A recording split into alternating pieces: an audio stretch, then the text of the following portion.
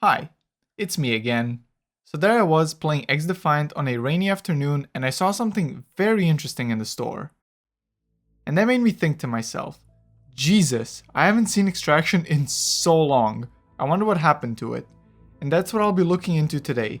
Join me in digging up a grave of a game that was pretty much dead on release, or as another reviewer Skill Up put it, This game was born on the other side of the finish line and it still found a way to come last place.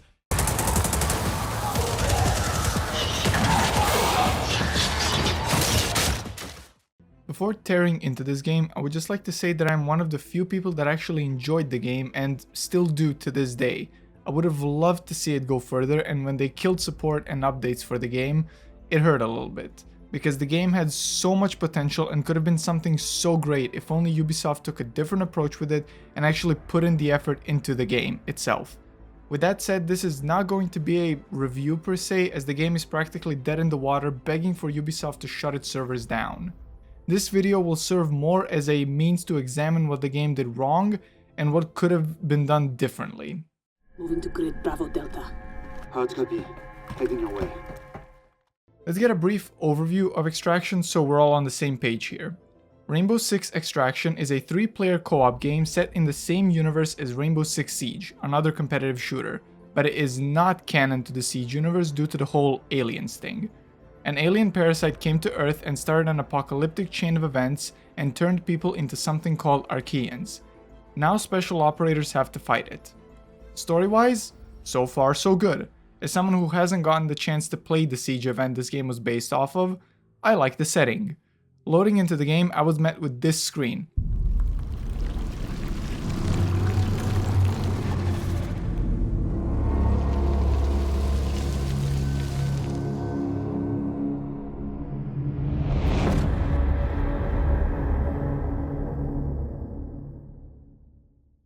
Still, so far so good. I am intrigued.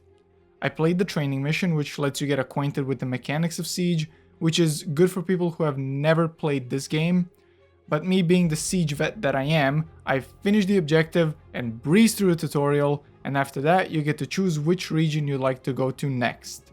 You start with New York, and as you level up and progress, you make your way up to Truth or Consequence, which is supposed to be somewhere in New Mexico. Entering the New York section, you see there are 3 maps.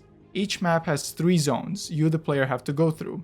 If you want to be really generous, you can say there are 9 maps per region, but the 3 sections of the map are set in the same location, so I'm counting them as 3 maps, and that's it. Along with that, you have something called studies. These are sort of your challenges along the lines of kill an X number of enemy type Y with the weapon Z, and that type of deal. Finishing those, you get awarded XP for level progression and some knickknacks like charms and weapon skins. I'll get to those later. Along with that, once you finish your set of challenges, you unlock an entry in your codex, which is, I think, a play on the thing Witcher 3 has, where you read about the monster to find out its lore and weaknesses and stuff you can do against it. With that said, let's get into the actual gameplay.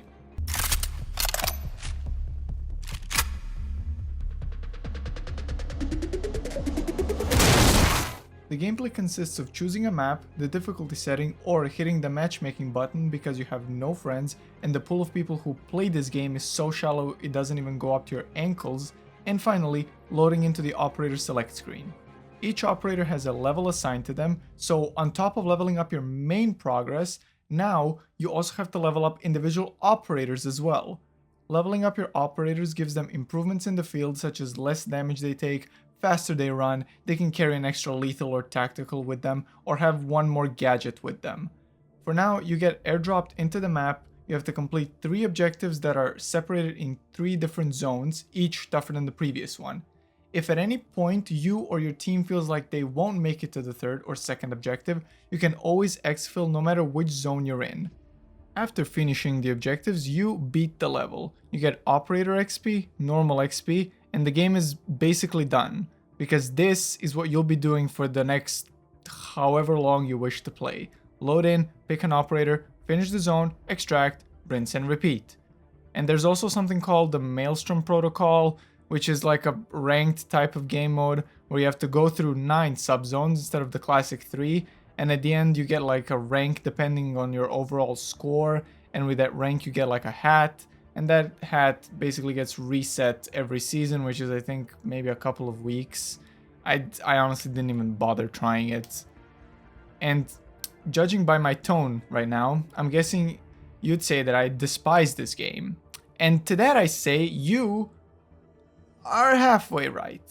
I would say I just turned apathetic towards it, and with that I would like to address the giant acid flipped elephant in the room.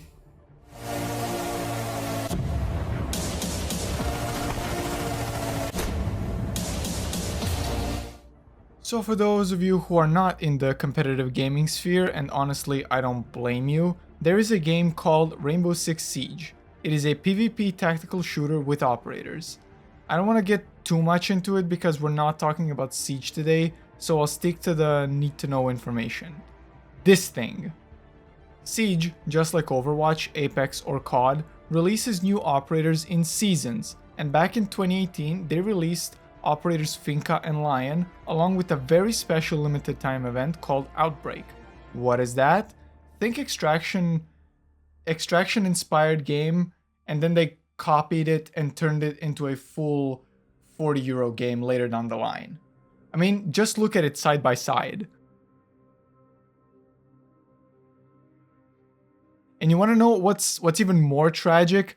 They lifted some of the objectives and almost all the enemies from Outbreak, and that's the biggest gut punch. Ubisoft had everything for this to turn out amazing, and they couldn't even copy and paste it properly.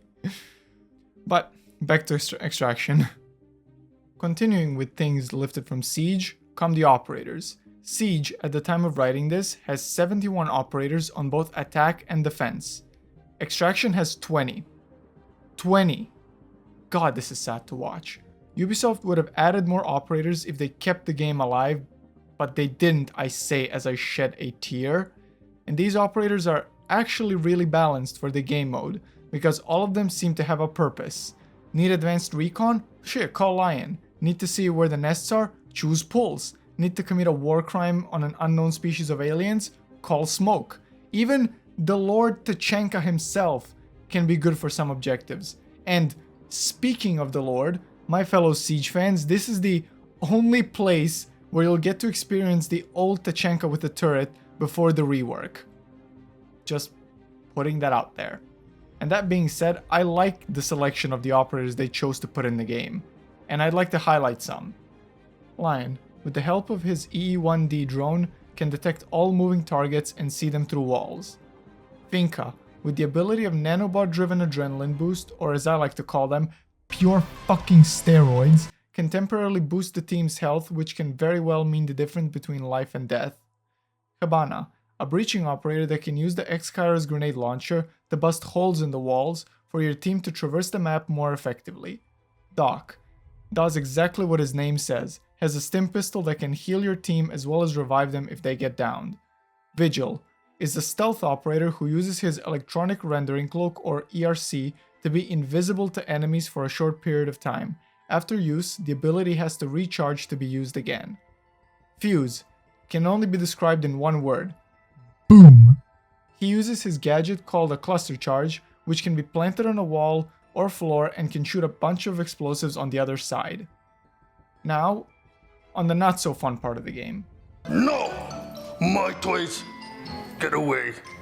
While Extraction was actually getting updates, we got quite a good amount of content. We got some new operators such as Zofia with Operation Spillover, Operation Nightmare Fog introduced new React tech, Operation Eclipse brought in operators Echo, and Operation After Effects brought Nomad and Capitao into the roster. Everything I named here are so-called crisis events. Think of them as like mini raids that take some coordination and are structured more uniquely. Like for example, in Nightmare Fog, players have to destroy a toxic tree that is oozing toxins throughout all 3 zones, and that toxin, if you breathe too much of it, it will make you start hallucinating enemies, and you will have a very hard time telling if the enemy rushing you is real or not. That right there, what I just described, is to me a fun challenge. It feels new. Sure, you have to do the same objective as mentioned above, but there is a spice up element that makes it fun and it makes it engaging. You constantly have to keep your eye out on that toxin level. You have to distinguish which enemies are real or not, and that makes it fun. Other operations have their own spice up factors. Eclipse, for example. The maps are dark and require you to be stealthy to take out the main objective. After Effect, you have an alien orb that can mark targets, making them one shot at the cost of your own visibility. These crisis events prove that Ubisoft is capable of making a fun game out of something like this. But why did I title the section like this if I am clearly enjoying it and I like what they're doing? It's because of this.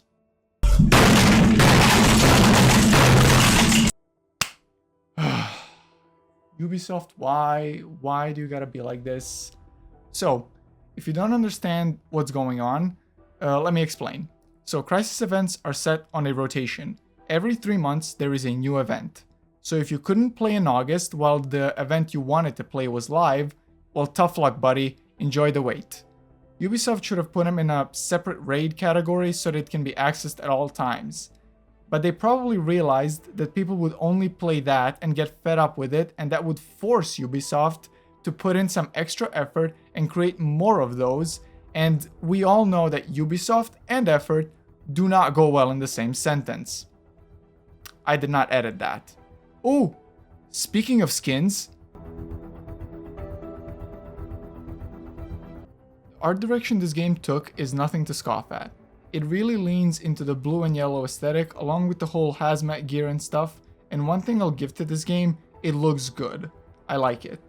Weapon skins are leagues above what we have in Siege in my opinion. And to all those hardcore Siege players who say that skins in a game such as Siege are relevant because my tactical shooter. Yeah. Okay. These skins I'm about to show you are free and can be earned through research or by playing the game.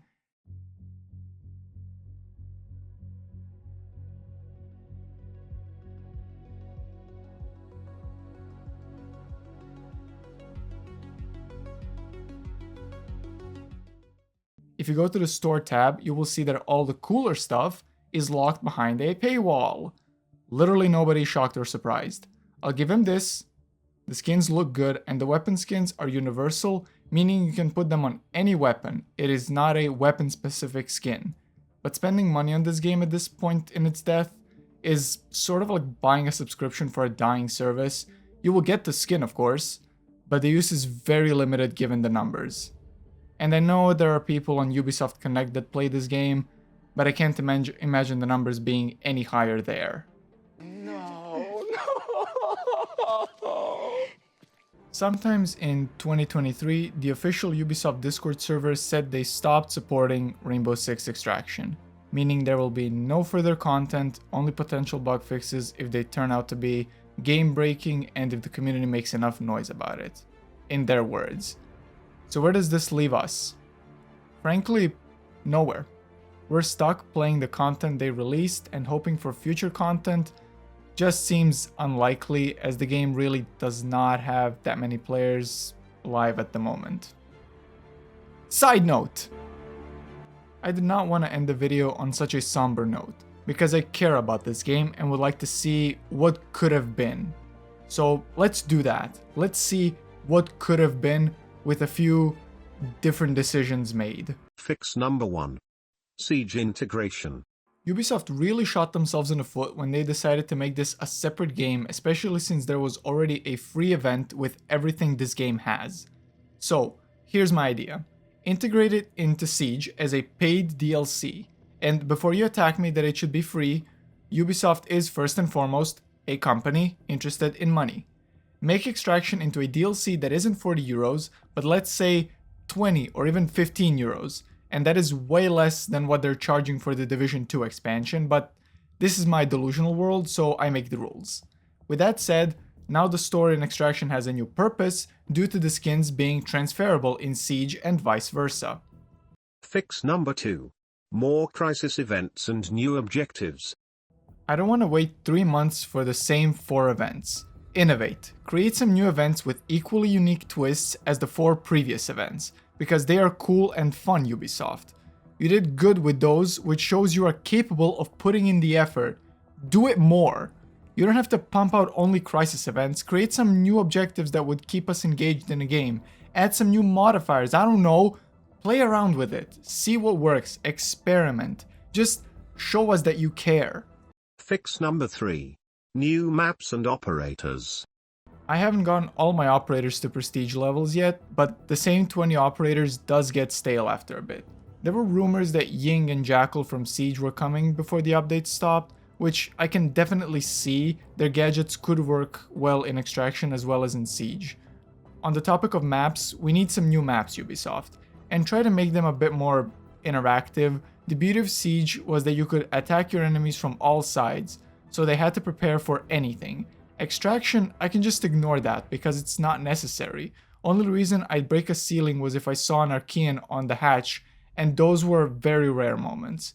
Make the maps the way you did in Siege, so we can attack from all sides, including from below and from the top. Fix number 4. Bring back the Outbreak atmosphere. Watching the Outbreak gameplay and Extraction gameplay, there is a big difference in atmosphere. Outbreak has this dark, tense atmosphere that is there thanks to the old Siege lighting, but for the event it worked. If they made Extraction with the same tense atmosphere, the game would be 10 times more fun. So, what else is there to say that hasn't been said already? Rainbow Six Extraction is a co-op version of a tactical shooter based on an event that was free back in 2018. If I sounded harsh on this game, even though I said I liked it, that's because this could have been so much more had Ubisoft not given up so easily and actually listened to the community. I doubt this video will make any impact, or any video on the topic for that matter. Because if a company decides this game is a net negative for them, and if it can't make them as much money as their cash cow, then there is no point in wasting resources on it when they could be used for, I don't know, recoloring skins and selling them for more money. With that said, this game stays where it is now, in a shallow grave waiting for Ubisoft to kill the servers and finally bury it. Stay safe out there.